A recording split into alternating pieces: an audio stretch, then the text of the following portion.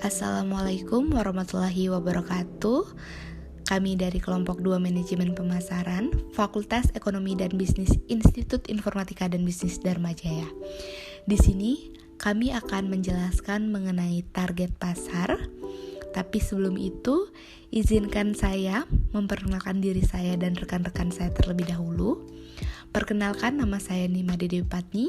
Di sini saya sebagai moderator dan Made Darmawan sebagai editor, Komang Nila sebagai pembaca materi 1, Ikhtiar Rizky Firdaus sebagai pembaca materi 2, M. Ferdian Surya sebagai pembaca materi 3. Oke, untuk mempersingkat waktu, langsung saja kita mulai penjelasannya. Materi target pasar. 1. Pengertian target pasar. 2. Manfaat target pasar. 3. Faktor dan tujuan penyusunan target pasar. 4. Strategi pasar. 1. Pengertian target pasar.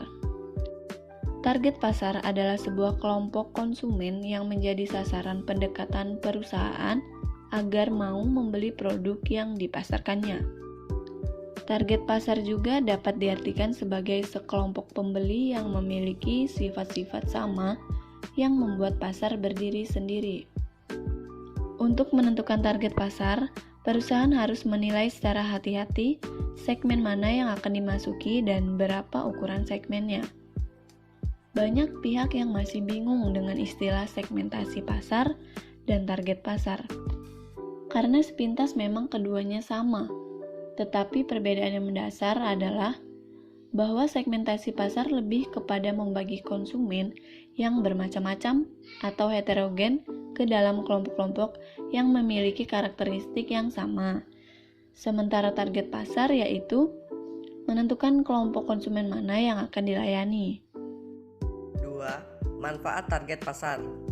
Dengan menerapkan target pasar, perusahaan bisa mengembangkan posisi produk dan strategi marketing mix untuk setiap target pasar yang bersangkutan. Target pasar sangat berguna terutama dalam 1.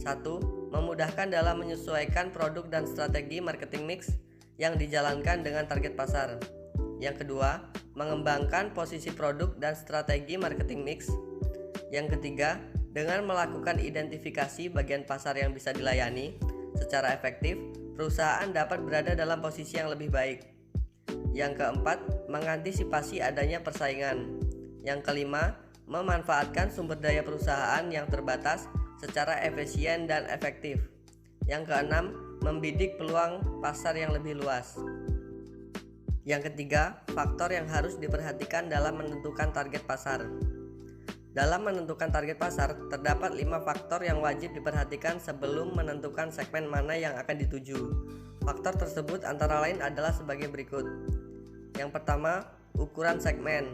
Yang kedua, pertumbuhan segmen. Yang ketiga, analisis situasi. Keempat, sumber daya perusahaan. Dan yang kelima, biaya yang harus dikeluarkan untuk mencapai segmen. 3. Tujuan penyusunan rencana pencapaian target pasar. Yang pertama, pencapaian target pasar yang dituju. Untuk mengetahui berapa jumlah pasar yang akan dipasok, termasuk berapa jalur distribusi sampai tingkat mana jalur distribusi akan dipasok dan lain-lain. Yang kedua, pencapaian kuantitas barang. Untuk mengetahui berapa jumlah produk yang akan diproduksi dan akan dipasarkan.